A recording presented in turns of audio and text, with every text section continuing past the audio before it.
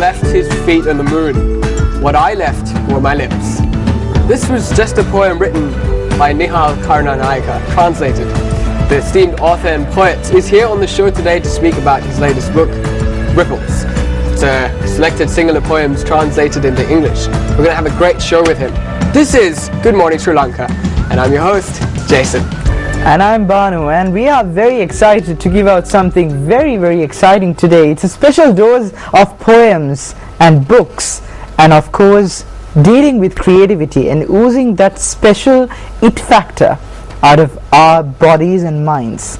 Jason, bodies and minds? Yes. Really? Yeah, it just came out, you know? Okay, for me, when people talk about poetry, I feel like, it's more to do. Yeah, no, I get what you mean. Like whenever you say a word, expressing ideas. So I think. I get it now. Yeah. For me, poetry, I'm not really a huge fan though, because I find poetry more. I find rap and poetry very similar. Like rap music. Like if you look at the great rappers like Tupac Shakur, or even like the latest one, Macklemore, it's like poetry. Would you agree? I do to a certain extent, but I think after today's show, I think your opinions will change. Don't they always? It will take a different turn. Yeah. Let's at least hope so, because we've got a veteran today on the show.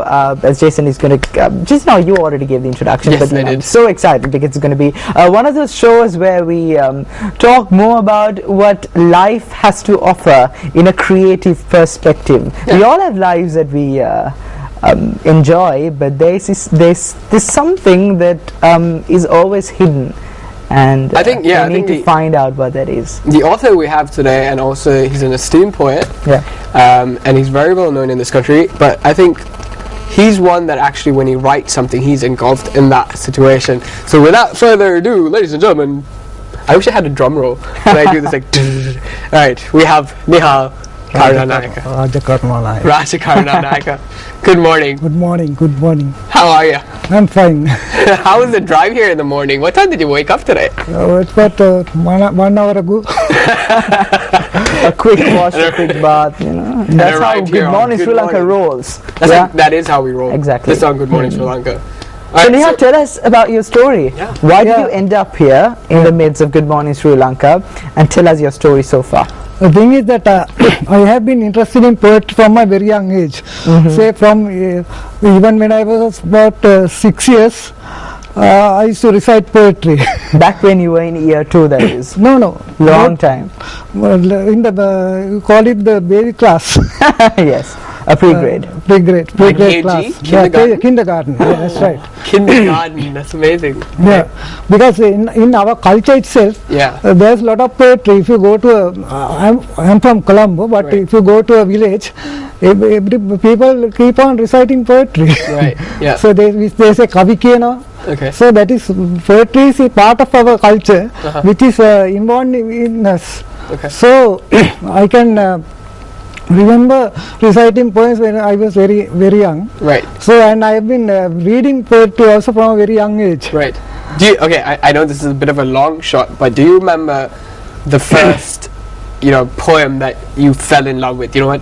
Like when you were a kid, you read this poem, you were like, you know what, this is something I love. You will be surprised from what the sources were from where I read that poem. Okay. The poem I read was Kopamana Gunakalat Dudano Noeti Yahapat Kirdiye Diviat Amuru Suduana Kalak Namnet. That means, however good deeds you do, some bad people will never become good.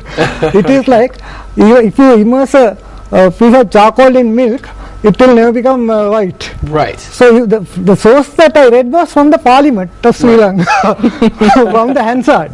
That was in 1956. Okay. Well, I was a very small child in the local kindergarten, and then we didn't have much Sinhala books to read for children. So my father used to get the Hansards, so he used to encourage me to read that, and I read it. So you were this little kid reading these grown up. Yeah. That's what really. Yeah. I think it's a little hard to understand because a lot of people right now, especially the kids, are more into online media, Facebook, Twitter, whatever, YouTube especially. Jason, I'm talking about you right there. YouTube star in the house. But you know, it's kind of it's kind of interesting to just note that you as kids, long time back, had a passion to read books and then read poems, and that's, as you said rightly, it's a part of Sri Lankan culture from those days. Yes, do you agree? Yeah, that's right, because in any village, anybody can say recite a poem. They can make a poem immediately. It's part of being Sri Lankan. Part of Sri Lankan society culture. So in our time, there were no Twitter or anything, Facebook, Twitter, nothing. So only resource was the radio. At that time there was a thing called rediffusion also, you could hear all over the country. Then other than that, you had to go read books. Or interaction with people. Which is something that today is lacking. Wouldn't you agree? Like everyone's on social media and stuff. There's no physical and emotional touch, I think, in comparison with what you went through. Yeah. And I think that's really what helped you in your 35 years as an author, poet, and a translator, is what helped you excel. Yeah. And the other thing is, I used to hear a lot of songs. From morning to evening. Sinhalese songs? Sinhalese and English both. Oh, right, okay. Because we were in Colombo, no? Colombo 5. Okay. So, even people who did not have radios, they had this rediffusion blaster all over there, so we could hear all songs. Right. So those songs stuck in our mind. Like some lovely songs, they stuck in our mind. And because we were using both languages at home, my brain began to automatically translate them. For example, I can remember a song. It says Mavata Sandalu Tale Sita Netagim Belu Suratale. So that is you are coming on the street and then some beautiful girl is looking at the corner of her eye. So those things began to work in our mind from our younger days. Right. So even our feelings of love are different than what the present generation feels. I think the present generation, again, I'm not offending Facebook or any Facebook users. I've noticed that a lot of younger generation kids get their girlfriends or their boyfriends off of Facebook. Well, online basically. Online dating. Yeah, so I think there's this load of creativity, there's this load of adventure those days that we don't back in the day. Yeah, exactly. I want to go back to the 50s, man. I really would. I wouldn't mind. I think I would have rocked it. I think if I went there, I would have been, with my knowledge of what I have right now, I think I would have been a pretty good poet. Yeah, that was very interesting. Even the person in the night, we used to hear some woman shouting and saying "Lunu miri sacharu." That was very poetic in the way they were selling. So like that, even the man who peddles, who says noodles or other things, also says it in a poetic way.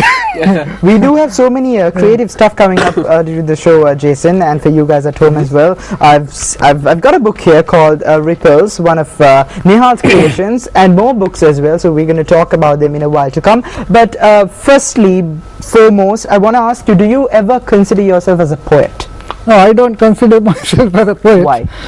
I think there are more creative people in our country, but I think I am a person who is interested in helping young poets to achieve higher status and for them to go and meet in foreign countries, and when they attend poetry conferences, they can read some of their poems. I have only tried to help them. Right, so you're like the Mr. Miyagi of the poeting world. Wax on, wax off. Like, yeah? He's more of a, like the Karate Kid. You know the reference I'm going with. Yes, I do. So what's your career progression outside Sri Lanka and here in the country? Mainly I have done translations. That has been your main thing. Main thing, but I never wanted to become a translator. I wanted to become a singer. Okay. Oh, wow. Yeah, because I was very much impressed by the songs of Sunil Shant. Okay. And then people like C.T. Fernand and all that, people of that era, Right. Kanti Vakwal. So, but my fate didn't allow me to go on that direction, though I won prizes for singing in school. Okay. But I have gone in a different direction. Okay, we are about to find out. He's just going to sing us a song as well, right now. We were just having a discussion before the show. He is going to sing a song. You going to for sing a us. song? Yes. Yes. Shall we please. right now? Right now or later? Right now, it's fine. We'll go with it. All right. Let me give an introduction. Close up on my face.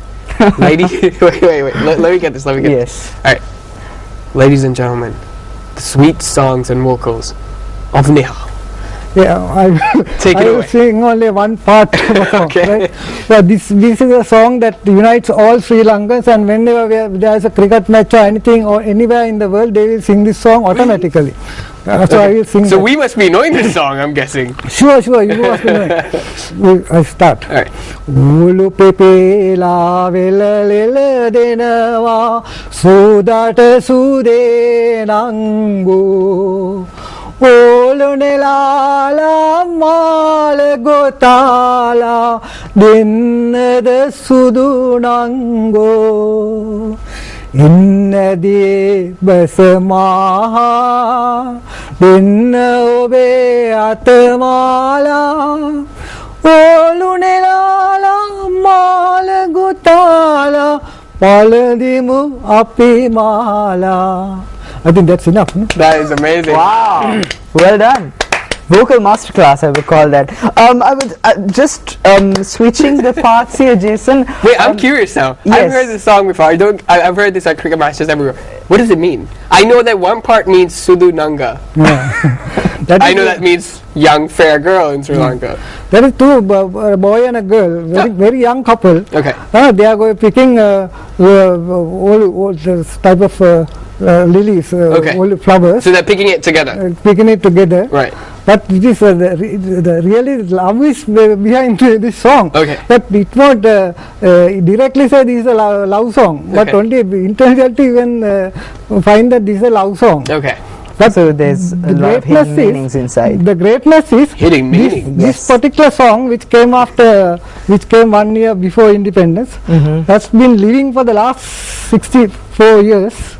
Without any compulsion from anybody, and wherever Sri Lankans meet, Yeah. here or abroad or anywhere, when they are in a happy mood, they sing this song. And there's no generation gap as well. I That's mean, when you right, go yeah. on trips with your friends, especially this was a question that I wanted to ask. I know that this wouldn't relatively suit the theme today, but let me ask this: why do you think, Nihal, that people always choose to sing this type of song, especially when you go out on trips, and not the current songs in the Sri Lankan charts today? Do they have something magical? Or what do you think it That's is? right. Certain researchers have found that its roots are in our musical system. Okay. Because we are not, some people try to follow this Indian Ragadhari system, but this is not really based on that system. But if you go to the language, these songs are rooted in our own culture. Okay. So that comes naturally. And this is a song that people of all communities sing together. That is greatness. That's why I selected. So much of unity going on so much inside. of unity and togetherness. It doesn't Jason. hurt anybody. Yes. Loud. It's love. If you hadn't become the person that you are today, would there been any possibility of you taking the path as a singer? I think that would have been better for me. We wouldn't disagree. We would say, yes, you should have. We love your voice on the show. We're like, darn it, I wish I could sing like you. I really do. I must thank God for that. All right, later on in the show, I'm going to promise everyone watching right now, I'm going to recite my own poem.